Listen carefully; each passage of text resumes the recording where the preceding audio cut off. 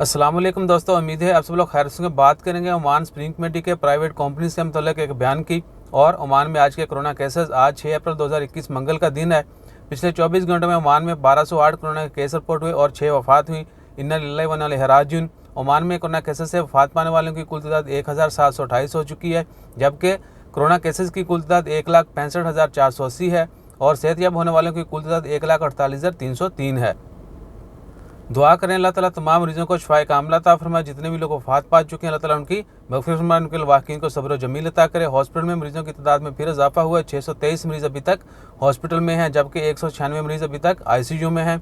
इसके अलावा private company से मतलब स्प्रिंग कमेटी ने अनाउंसमेंट की है कि प्राइवेट कंपनीज जो हैं वो भी अपने एम्प्लॉयज़ को कोशिश करें कि 50% लोग जो हैं ऑफिस में आएँ, 50% वर्क फ्राम होम रिमोटली काम करें।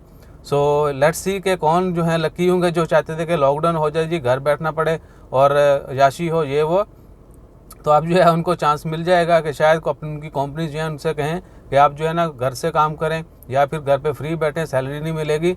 सो कोशिश करें कि अपना ख्याल रखें और हमेशा पॉजिटिव रहें। ये मैं इसलिए बता रहा हूँ कि बहुत सारे दोस्त जो आप जो हैं वो कमेंट करते हैं भाईजान लॉकडाउन कब लगेगा, वर्क फ्राम होम कब से होगा, हम भी रिमोटली काम करेंगे। तो भाई कोशिश करें कि मेहनत करें, मेहनत में ही अजमत है। अपना ख्याल रखिए। इसके अलावा कुछ खास खबरें नहीं हैं, जैसे मज़ीद अपडेट्स आती हैं वो भी आपके साथ शेयर करते हैं। जज़ाकल्लाह, अल्लाह हाफ़िज़।